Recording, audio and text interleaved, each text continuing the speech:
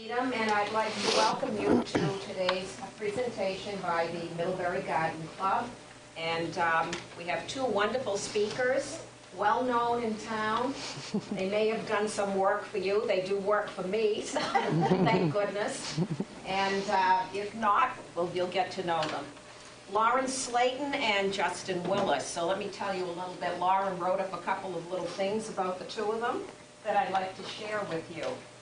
Lauren was born in Vermont and grew up in Moncton. She attended College of the Atlantic in Bar Harbor, Maine, graduating in 1992. You shouldn't tell us that, Lauren.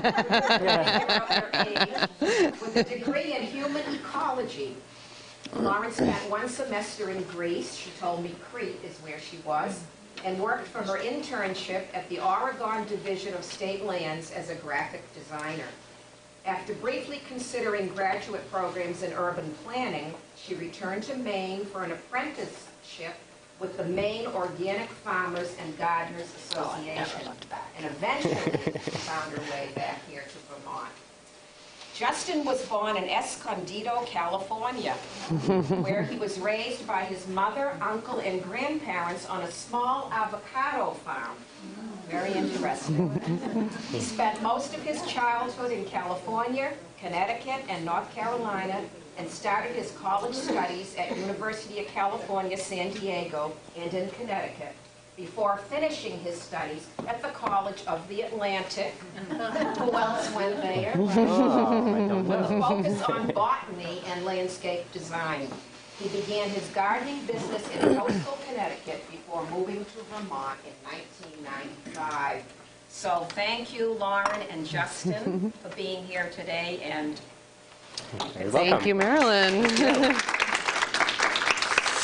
So we're going to thank you for coming today first, especially it's like the first beautiful day and there's all these gardeners who had to come inside.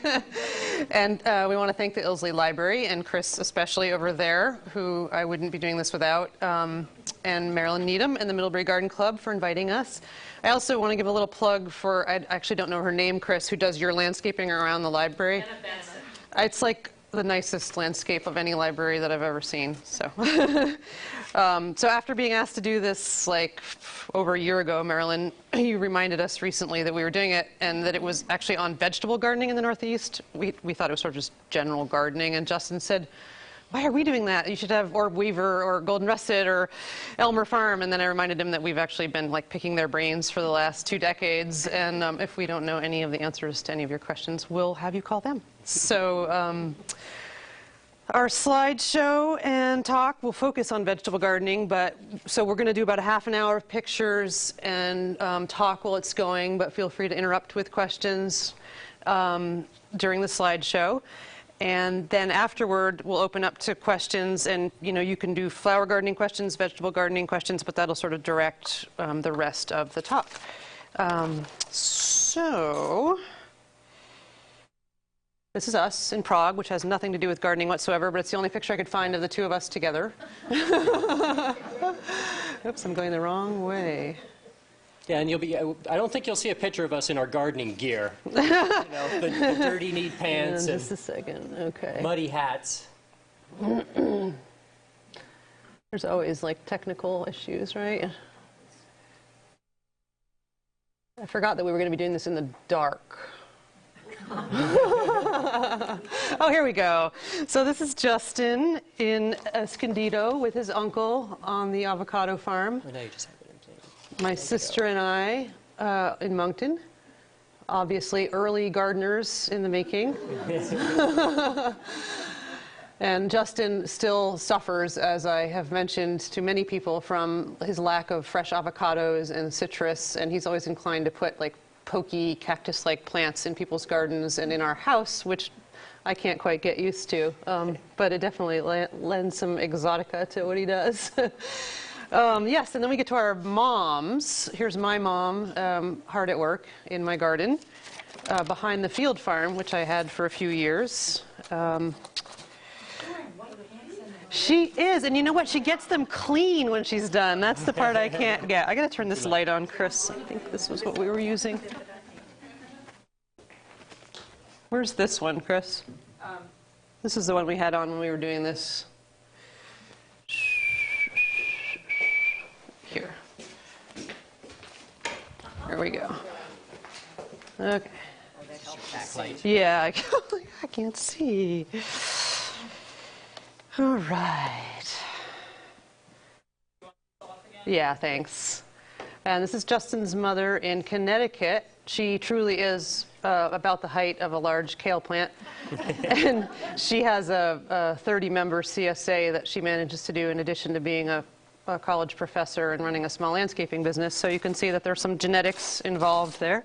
Yeah, so and whereas we aren't employing ourselves full-time as vegetable gardeners, we've both been steeped in the vegetable gardening since we were tiny. Sorry.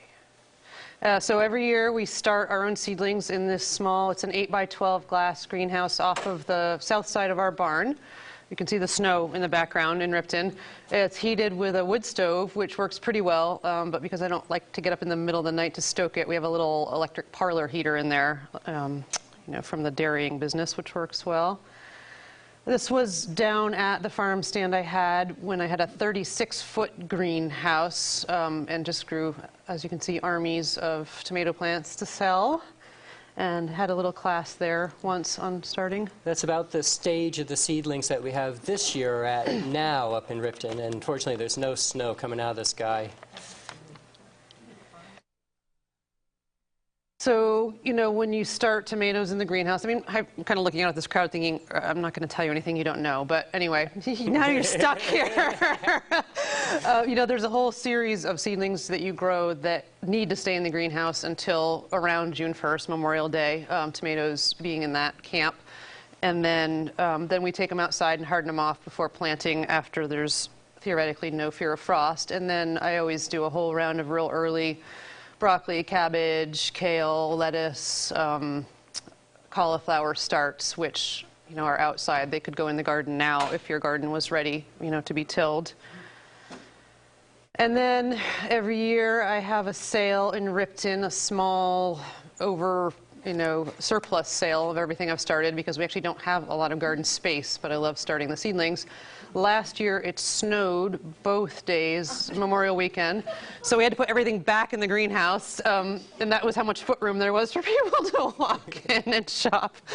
On a better year, it looks like that, so things can be outside, and hopefully that's what it'll look like this year. So the next 3 pictures are from when I had the farm stand down on Route 7 south at the Vermont Yarn Shop, which was a really fun time. A lot of rainbows in the valley. Don't we love living here for that reason? Yeah, surplus flowers and seedlings. And then I've always done it, cutting flowers anywhere I garden. There's some corn back. Justin said, that's not a vegetable garden picture. I said, look, there's corn. I don't think I actually got any corn. I'm not the best grower of corn. I think you actually need to commit space to corn. And I'm always trying to squeeze stuff in, which it doesn't like. Oops. So now we're on to actually like this time of year. Garlic is the first thing I usually see in my garden. And if you want a little taste of garlic in anything you're cooking, you can always take little bits of leaf off and throw them into salad dressing to save enough for it to be able to mature. Whoops. Wrong direction, sorry. In spite of how good that garden looks, it was a very hard Scrabble site to start with. That flower garden was on top of an old barn's foundation. That had blown down. I think they had like 3 hurricanes in the last century that took that barn down like 3 times, and finally they gave up and had us like dig through and pick up all the old horseshoes and silo footing. Cement. And put some soil there. So in addition to growing your own food, of course, there's all kinds of stuff growing out there, like wild leeks right now. It's prime time for wild leeks. I do use that book that's in the background because I'm a little bit of a paranoid forager. We don't actually do mushrooms, but we have friends who do, and I love those. But especially in a slow year like this, it's a good way to give you a little boost of green to go out and pick something that's a little earlier than what you can get in a vegetable garden. And I think if Justin had been foraging, he wouldn't have a cold right now. That's my other theory. It's like the time of year we really need, we need all the greenery to get into our systems. And this is also just about to happen. I moved a bunch of asparagus the other day and was actually able to eat a few, which was exciting. And of course, rhubarb is the next thing coming along. And then as soon as we've planted, we usually cover stuff for the first few weeks. Even if it's frost hardy, it still gets a little bit of a boost from floating row covers. And I've also found that you can avoid the damage that pests do, especially to baby seedlings. You know, you put in a cabbage and you turn your back and the cabbage loopers have demolished the thing to the ground. It's really fun to put all these covers on and open it, 2 or 3 weeks later and see the plant just huge and happy.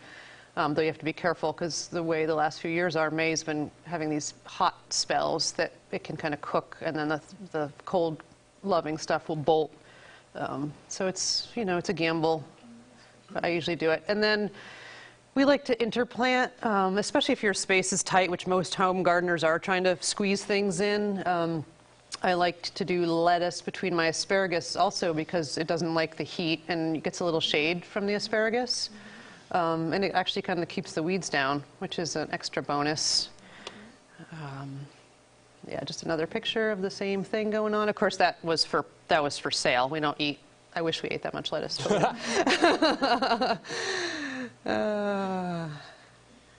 And then we like to use mulch hay between the aisles. We found that people are always saying, God, don't you get weed seeds? Shouldn't you use straw? I've actually had the worst weeds I've ever had from a bale of straw. I used it on strawberries one year and had perennial grass come up.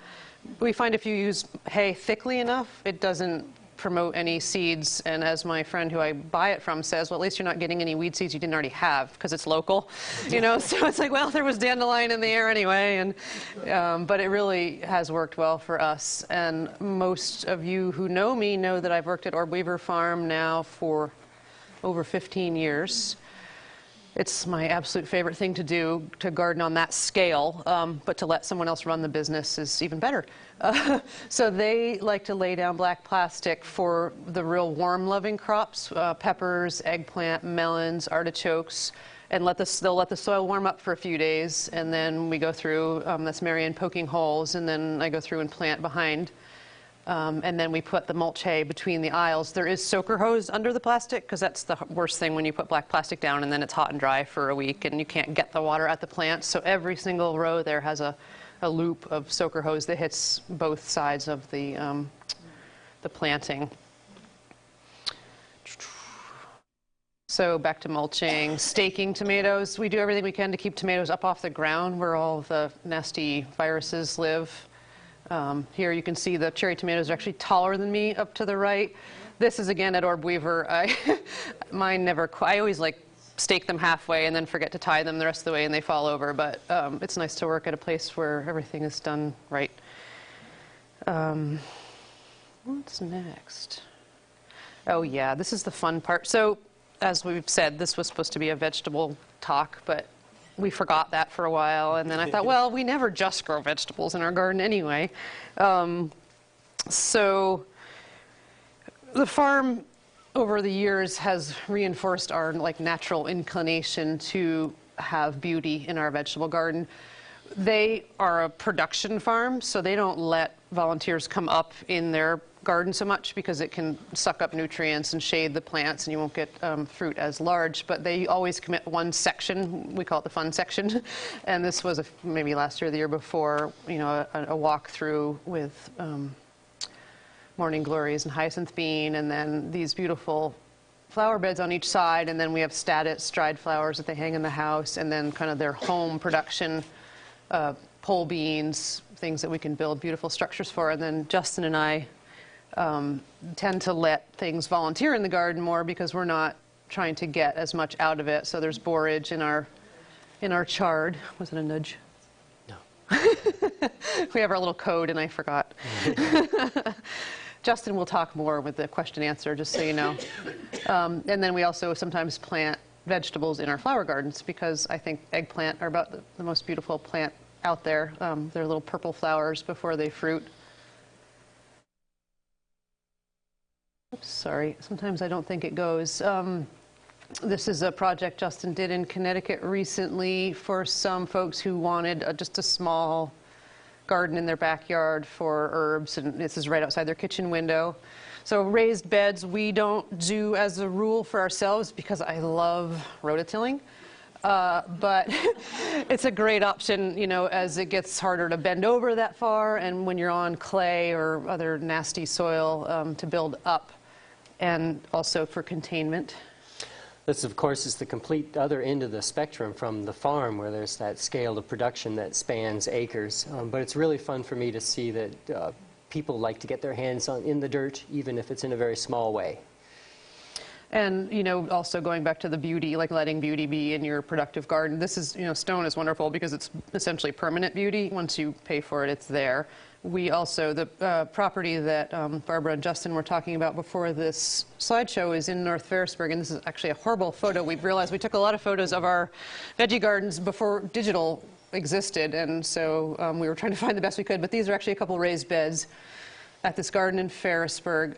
For a while, he had 16, what were they, 6 by 8 or? 16 by 8 raised beds. 16. They were all about, there was always some vegetables mixed in, but they were primarily about just visual display. So the vegetables were combined with annual flowers, and there was some intention put behind making things look exotic.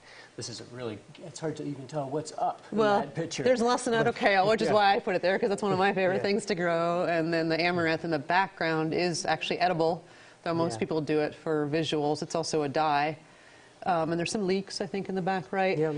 I won't hover on this picture, but the two of Justin's long-term garden clients were this scientist in North Ferrisburg and then another fellow out on the lake in Panton, who both being doctors / scientists really enjoyed experimenting and taught Justin a lot, both about just tool maintenance and whatnot, but also, you know, they'd bring seeds back from their travels and, you know, learn different things. And it was so fun to have them both be interested in the food aspect as much as the flower part of their landscape.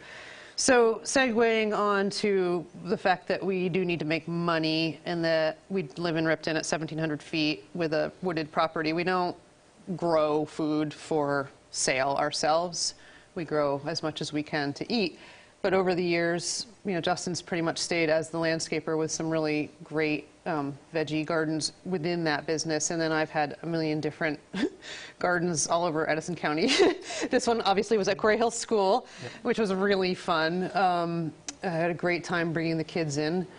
Yeah, I think it's 3 different sites that you've Okay, not a million. down there. Maybe not a million, but and all different in their soil, from the, you know, heavy clay out upside Virgins.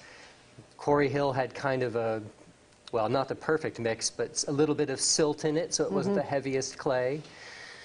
And then, of course, the other one was more impaired by cement and metal objects. Yeah, than the yarn anything shop was else. interesting. It was like the entire county on one property. You know, there was beautiful garden soil that probably people had been amending for hundreds of years, and then the stuff we tried to make on the barn, and there was some fill. So we had a little stand at Quarry Hill for a while, and I think that was about an acre of production that the, you know, parents could come and shop when they picked up their kids, and then I would, as a trade for using it, I would do little classes with the kids down in the garden, which was really fun. And this is back to the yarn shop, totally just an excuse to throw flowers into the slideshow. And then field days. I wish that more of us, well, I'll do a little promotion for field days. I wish more gardeners would bring things to field days. They have this, you know, kind of competition for people who garden, and it's generally underrepresented. So I think I won this year because nobody else did the flowers, but I also thought this was an awesome year. And you win money. So next time, show off at field days. Farmers market, again, most of you know me from the farmers market. Kind of in the same vein as the Orb Weaver farm, doing mostly vegetables and then some flowers on the side. I can't help but bring flowers, but I hardly ever really sell a lot. But they make your stand look beautiful, and you know, it's so fun to have. So I've done flowers for the college, Bread Loaf campus graduation, weddings, and that kind of an excuse to use the greenhouse. This was a wedding up in Goshen that was so fun.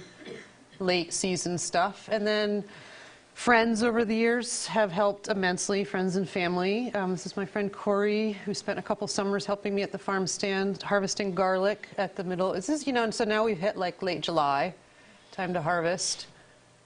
And this is the abundant time of year when there's more than you can possibly manage. But we do try to eat a lot of it. Salsa, gazpacho, and what we can't eat, we try to can. It's hard to can in the middle of the summer, I found. I'm sure you have experience with that. It's hot, you're busy, but if you can keep things going into September, it's a better time to put a lot up. And then we also have chickens, and they are just, I love watching chickens eat tomatoes. It's the funniest thing in the world, and I think it's good for them too. So they need their antioxidants too.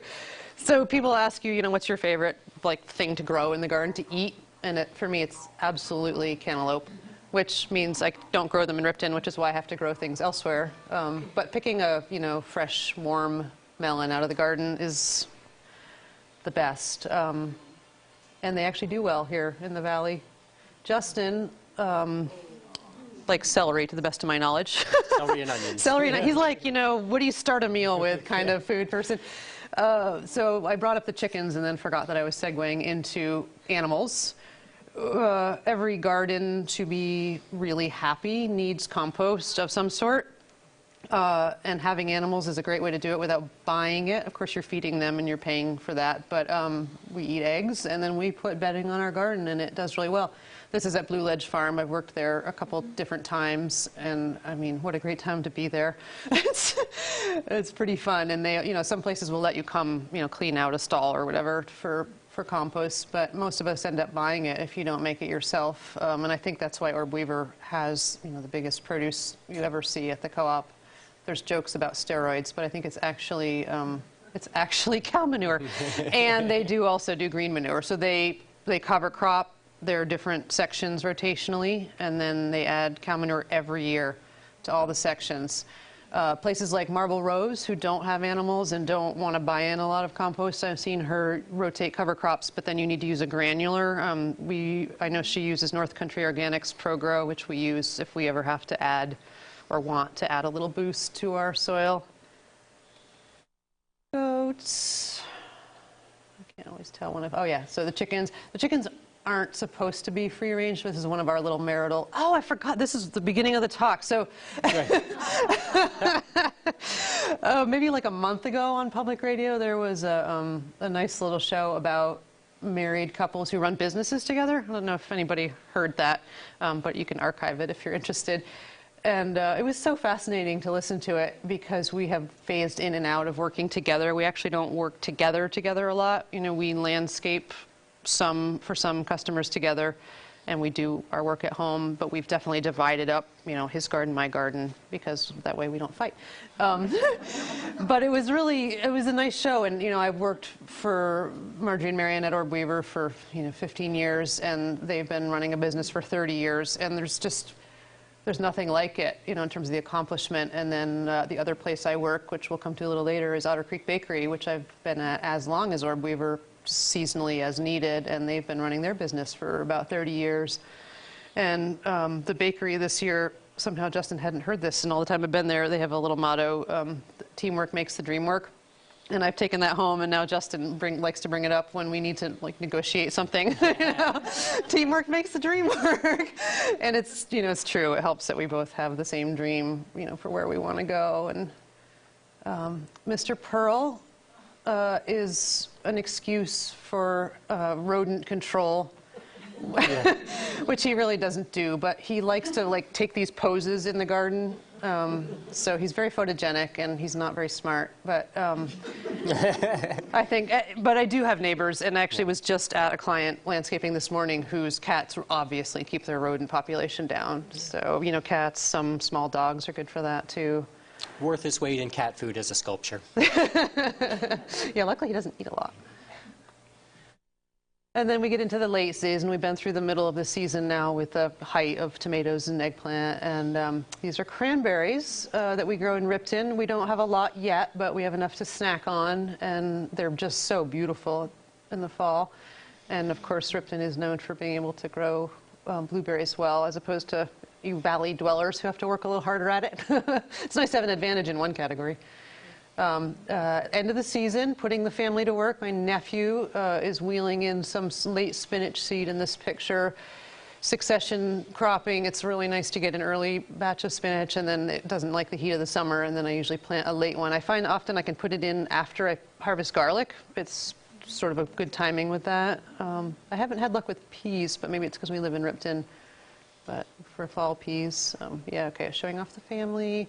More late crops. I also don't have a great, Orb Weaver grows these huge heads of broccoli. I don't have great luck with the actual center, but we can eat the little side shoots, you know, for weeks. So getting everything you can. One of my absolute favorite things to grow, even though I don't really need to eat them, but they're so fun. And then end of the year, it's time to turn the bed in. And a lot of gardeners I know don't grow garlic, and I'm always amazed because it's, once you start it, it's free. You save your own garlic to plant, and it makes you get your bed in order for the next year. So we love growing garlic. And that's just showing it spaced out. So what do we do when we're not gardening? Anybody who goes to Reichert in the winter knows Justin. He's been there about 10 years, teaching cross-country skiing, making snow now that they do that, grooming. Obviously, we're lucky where we live. It's so beautiful.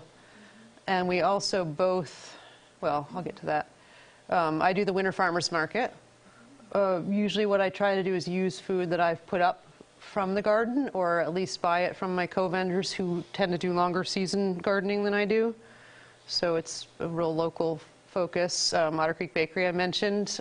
This is not me baking in the winter, but one summer they wanted to have flowers for sale out front. It was a fun little thing. But that bread that Sarah's holding right there is a wood-fired sourdough that they only do in the summer. So if you see it available, definitely get it. They have a wood-fired oven at home, and it's the best bread out there. I didn't know you were coming, Jeff, when I put this in here. We both really try to exercise for our bodies as gardeners. Any of you who spend a lot of time on your knees or bent over. Yesterday, I landscaped for maybe 7.5 hours, and my back was so tight, and I made myself go for a jog when I got home, which I don't always do, but I could tell it was going to loosen it up, and it did. So maintenance and enjoyment. We both love to bike. We both love to ski. And doing those things has kept us together and happy so far. We love where we live. We think it's one of the most beautiful places in the world, which we have not seen anywhere near enough of. But yeah, that is it for us. It's your turn to ask questions and focus us onto what you really want to hear about. Chris. We have some lights. Why don't you just hold on to that? Okay. I'll just stay back. So does anybody have any questions really just about vegetable gardening in general, or if you want to break? Anne. Not usually early in the season. Again, working at Orb Weaver, where they're really more organized about that kind of thing. The first lettuce almost always gets soaker hoses before the remay, but if you get a good rain the first week after planting, usually they're so established I don't worry about it. Later in the season, but I wouldn't be putting remay on again until the fall anyway, so. I don't know, Peggy, I know your name, and then these two. I'm interested in how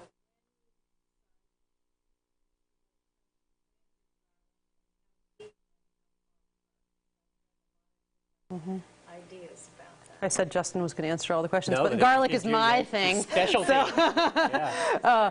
I aim for right between Columbus Day and Halloween, actually. It's just an easy way for me to remember. And I found that that was sort of true both in the Valley and in Ripton. And I use my fist for spacing between, it's, for onions, it's like a wide fist. For garlic, it's kind of a small fist, a tight fist. But, and it's just a couple inches of soil before, unless you're not going to mulch. So it'd be like 2 inches of soil and then mulch, or a little heavier on the soil. Do we use hay? I do, absolutely. I mean, that's why I love doing it. You plant it, you put mulch hay on it, and unlike potatoes or other things I mulch, rodents don't actually eat garlic, so nothing is under there eating your garlic. And then you weed it maybe once where some dandelions pop through, and It's like 6 inches of hay.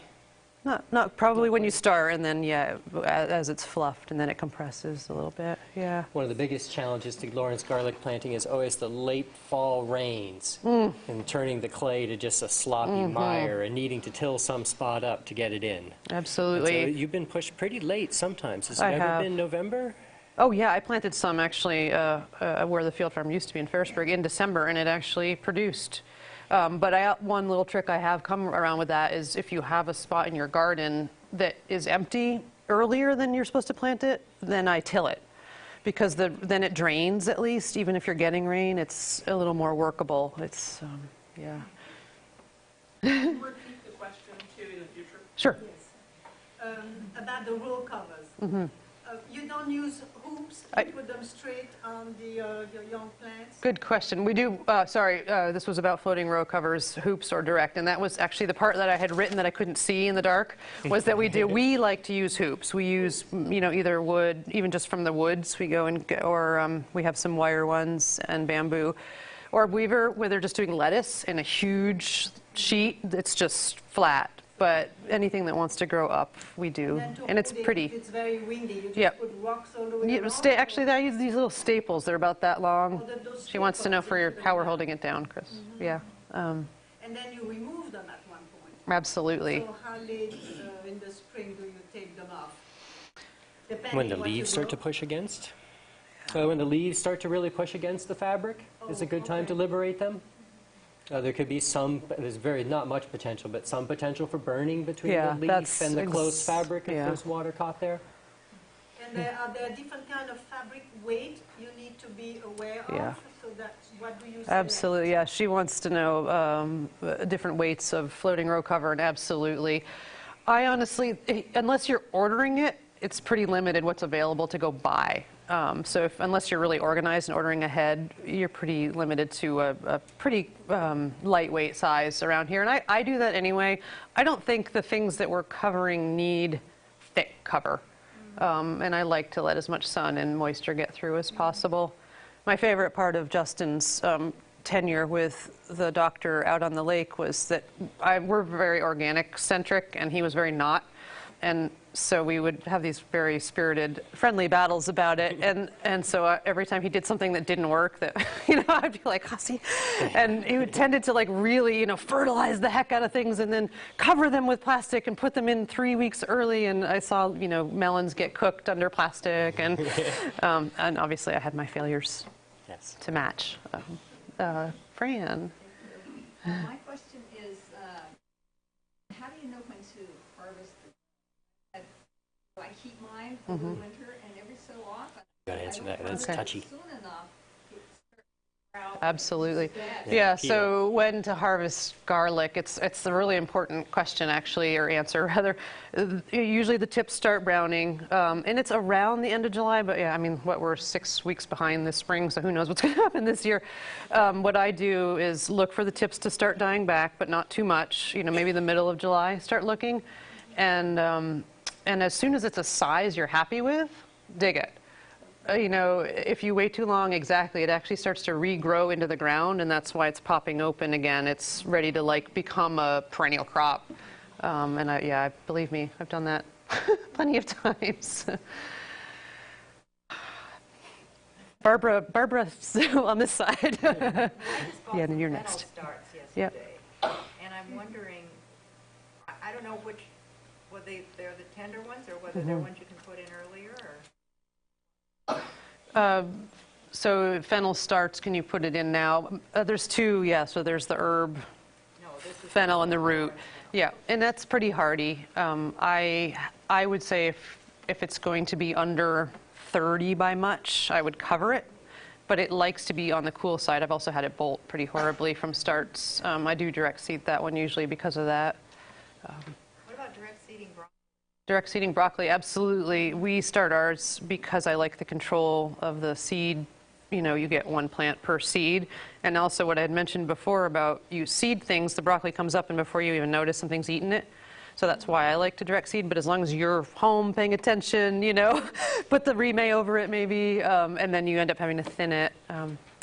So, sorry. Talking about broccoli, I've been growing broccoli for years. You were giving me heads like this. To have heads like this. Do you have any recommendations of the newer broccoli seeds? So yeah, she wants to know about broccoli kind of varieties and if the heads are getting smaller by seed selection. Again, because I work at Orb Weaver, I see heads like basketball. It's Arcadia. They're using Arcadia. Yeah, they do 2 varieties. Arcadia is by far the most reliably large, but I think it has to be partly the nutrients in their soil. They did. Because we do the same varieties. Yeah, as well, exactly. that don't Full come sun. Yeah, I mean, like you said, ours kind of get cramped and then they have side shoots. They did a soil test recently at the farm after not having sent one, up to the ag, and the person called back and said, "Was this from your garden or is this, like store-bought compost?" So it's just hard to achieve that happy soil factor. I planted sugar snap peas about a month ago. Can they possibly rot? Yes. Repeat the question. Oh, yes. Barbara asked about planting sugar snap peas and whether, if they've been in the ground for a month at this time, if they may have rotted. And it is certainly possible in this cold spring, if they aren't showing yet, that they will not. Yeah, it is unfortunate, but true. Yeah. And, you could dig them up and take a peek at a couple, see if you need, because it's a good time to replant. If you do find that they should be showing a tiny bit of sprout at this point, certainly. Hi, Paula. Do you keep all of the leaves and branches on tomato plants, or we strip them? Go ahead. We Question? do a bit of both. We certainly strip off thin-looking leaves. We do, when we have the time, we do a lot of desuckering to get them down to just single flowering stalks that go up, maybe a double stalk that goes up. And then close to the end of the year, if we do have the time, we will go out and de-leaf some plants to let sun into either plum tomatoes or beefsteak tomatoes to help them ripen up. So yes. Yeah, so repeating her question was about pruning tomatoes, and I actually meant to bring, I had a stack of handouts from, I offered a tomato pruning workshop at my old shop, and then it rained that day, and anybody who knows much about tomatoes, you don't touch them when it's wet. It's just a way to transmit all the diseases, so I just handed out copies, and it was about that. You can get a bigger tomato by taking off some of what's already there, and just getting airflow and light it makes them happier. If you grow a lot of tomatoes, you probably are going to get more than you want to deal with anyway. So Yeah, certainly more often than not, they're getting ahead of us, and the tops of them are leaning over, or there's all of a sudden a shoot coming off the side that's 3 feet long that we didn't desire. Chris, Can you say something about preventing disease in tomatoes? That's what do I need to repeat that question, or is it hearing you? Okay. Yeah, disease prevention in tomatoes, that being one. So I don't know if you want to field that one. Let's do a little of both. Yeah, sure. Yeah. You start. So very hard to present disease in tomatoes. They're one of the plants that are very susceptible to it. Certainly selecting a variety that says it has some resistance to begin with will help a lot. Beyond that, giving some spacing so that there's some airflow around the plants will help a tiny little bit. Beyond that, you start to get into, if you had disease in the past, have you rotated your tomatoes out of that spot? If you've had disease in the past, the next year, do you treat them with anything? If it's a fungal disease, do you try spraying them with any of the organic, fungicides? Yeah. Or something Safer like does that? Safer makes a fungicide, and actually at Orb Weaver we've been using copper during the worst years of the blight, which is also organic. But certainly to start with a new spot and good soil and some airspace around them is the best help you can give without adding anything to that. Yeah, and staking them, to get them off the ground, because that is where most of that stuff lurks. Tomato hornworms are one of those things that just blow my mind. You have them all staked and they're looking beautiful, and then you go out one day and like half your plant's gone, and you think, and they blend in, you can't see them. So that's just the vigilance, I think, which we were talking about with things being eaten. For keeping them healthy, looking for the bugs. Irene, who just left, has a great little garden. It's 4 rows, and we just march things through her garden. Tomatoes, and then lettuce, and then beans. I guess they're supposed to follow tomatoes because they're nitrogen fixers, and so you do this. And it's so if you have rows, it's a lot easier to rotate that way. I saw hands. Yeah.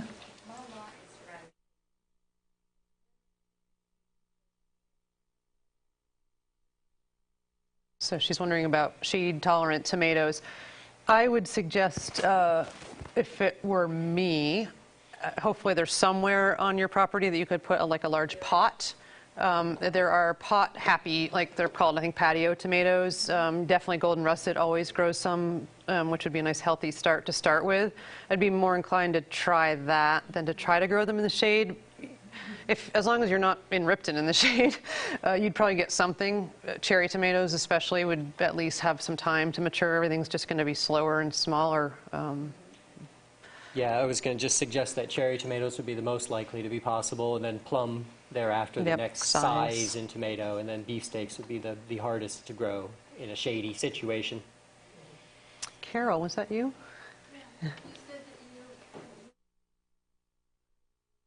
Did I say that? You did. You threw it out there. Yeah. So Carol had heard that I moved my asparagus, which is true. I have, and actually it's kind of in that picture, like 240 feet of asparagus that I'm leaving behind to this house that's selling. And it's so I went on Saturday and dug up these humongous clumps. When you buy asparagus to start yourself, you get these little dry, spiders, and you have to wait 5 years. And I thought, well, that's silly. It's really hard to move, especially if it's in clay. But I don't know if it's going to do well. I don't see why not, because it basically came in, 30 pounds of soil that each clump was in, moving from clay to well-draining soil in Ripton, where it hasn't been so happy. Someone before the talk, we were talking about asparagus beetles, which are so unfortunate. And we've had them decimate our crop in Ripton, and they just kind of found this area fairly recently. But it's kind of the same in my mind maybe as moving peonies or other things that you're not supposed to move now. Like, take as much soil with it as you can, cut its roots as little as possible, and then I had made a raised bed at home, and just plunked them down in the row, and then it rained for 2 days. So, knock on wood. Man. I'll find the answer to this by trial and error, but if you use row covers at first to stop your plants larger, the row cover is removed. How can you stop the kale and cauliflower and Brussels sprouts holes in them? Go ahead. The question first. Repeat the question. Yeah. We were just asked about covering broccoli and kale and all the different brassicas which get devoured by the worms in the summer if they are not. So if you can make a structure that's big enough to keep your plant in it through its whole life cycle and just sneak in and pick leaves out, then that's great. You've got to protect it. But that's obviously near to impossible with a full-size broccoli plant and or sometimes a too hot kale plant and such. So once you uncover it, the best product around, I mean, other than insane vigilance, the most organic thing to do is, of course, pick those little worms off and notice their little egg clusters and squish them and such. But BT is a very benign substance that you can spray on. It would come something you could mix or something you could get in a pre-mixed spray bottle, and that would absolutely take care of the worms that you're having make those huge holes. Though it's not certified anymore, so that's our... Am I saying that wrong? I thought it was. I think it might not be, but anyway. What did she say, Ann? What was that? Maybe just plant more. There you go. We always seem to have enough kale planted that To share. to share with the bugs, and so we pick off the newest ones that they haven't found yet and leave some old dilapidated ones for them to chew on. It is There's really some discouraging, batches. though. Yeah, like cabbage, you know, they'll just get in and eat the middle, and then your whole Yeah. cabbage is destroyed because the shaping is destroyed. And so, yeah, we definitely have used a little bit of safer products, you know, any of the organic ones. I don't know if I'm having trouble. Maybe it's Dipel. Is that not BT? One of them used to be organic and isn't anymore because of some bizarre circumstances in Europe, but it works beautifully, so we use it if we remember. Hi. I couldn't hear what you were calling the spray. Oh, BT, BT. Bacillus thuringiensis, approximately. Yeah. I've heard that at a certain point with Brussels sprouts, you're supposed to,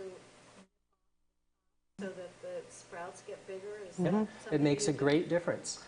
Yeah, She wanted to know about, topping Brussels sprouts, and yeah, it can make a difference. I know Golden Russet does that. You know, anyone who's selling by the weight wants to. I actually like small Brussels sprouts, but I've also found if it doesn't look like they're quite going to make it to even an edible size, I will go across the top and just, you know, it's kind of like pruning a tomato. It just forces the growth into a different place and probably lets a little more light in. So it's just time, it's getting late. Yep, in the summer, exactly. not that Yeah, if you big. can kind of guess when things are going to slow down. yeah, you want to see them, they need to have started to form on the sides. I feel like there was another hand. Sprouts Yes. get the little worms. I've never Do tried Brussels those. sprouts get the But they're worms? the same Yes, family. they Yeah. do. That's Unfortunately, unfortunate, it is. I mean, it's one of my other favorite foods, and yeah. Hi. That's a good question. Yeah. Are there vegetables that are more shade tolerant? And living in Ripton for now 14, 15 years, Justin can give you our list. Yeah, potatoes, a lot of the brassicas, the kales, chards, spinach with, yes, especially for our place since it stays cool, we have good luck. Lettuce, yeah. Lettuces, a lot of the leafy greens are sherbets, cucumbers seem to like it. What am Yeah. I leaving out? Green beans usually have enough to at least give you some, you know, something, depending on your spot. Yeah, it's the tomatoes, the eggplants, Things that really need to fruit in, yeah, other than corn. cukes, I guess, Those would yeah. be tough. Yeah, that wouldn't work probably. Barbara. Are there certain flowers you can plant to help with pest resistance? Are there certain flowers for pest resistance? Yeah. With the internet, most resources that we used for so long seem a little bit obsolete, but I put on the back table our absolute favorite books, Rodale's Organic Gardening Encyclopedia, and then there's this little book that's called Just the Facts, and it's like spacing and yield.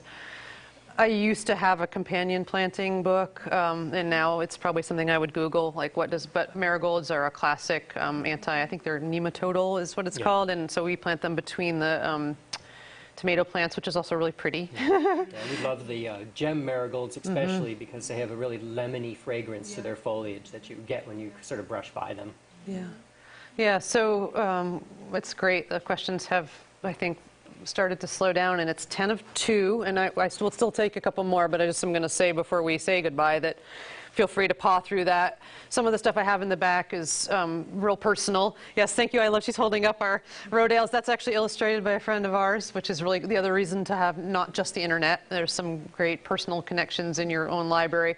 We love maps. We both have a design background, so every year we make a map. You'll see our scrawls back there. But any way that you can help yourself remember what you did last year is really helpful for rotation, for what worked and didn't work. Again, Irene, who just left, we were going through her map, and she was like, God, yeah, but that didn't do well. And I'm like, well, yeah, I don't know why we did that. So next year we'll do something different. Justin has some photos there. That's his way. He likes to journal photos. Clients we have who've taken pictures of their, especially bulbs, segueing to flower gardening. I never remember where our bulbs came up, but it's so great to put out a slew of pictures and just be able to put things right where you want in the fall. So Fran. We've been having, I'm sure everybody else has a lot of rabbit damage. Explosion of rabbits last year, I expect. So last year, they just went. And this year, I'm planning to do runner beans. Nice. Do you think that that will work, or are they just going to nibble off the bottom and kill the? No, I think you have a good chance of them not eating the stem. I mean, we were asked about rabbits eating runner beans or eating beans, and whether a climbing bean would be safe from them by being out of its reach. And I think that, yes, they're going to go for the leaves and the new ends first, rather than an old stem. But you will need to protect them when they first come up. So Quarry Hill was a perfect spot for every kind of, I learned this actually as a organic, I was certified for a few years as an organic farm, and one of the things on their question is, you know, what are your invertebrate problems, like the worms and stuff, and then what are your vertebrate problems? I thought, oh, I didn't know I had vertebrate problems, but I do. You know, rabbits and woodchucks we talked about before, and deer, everything, ate everything there, and I did chicken wire tunnels over I had bush beans, and it was the only thing. I did recommend both fox and coyote urine are available at Agway and Paris, and it's remarkable, I have to say, how well that works for keeping vertebrates, rabbits, woodchucks, and deer.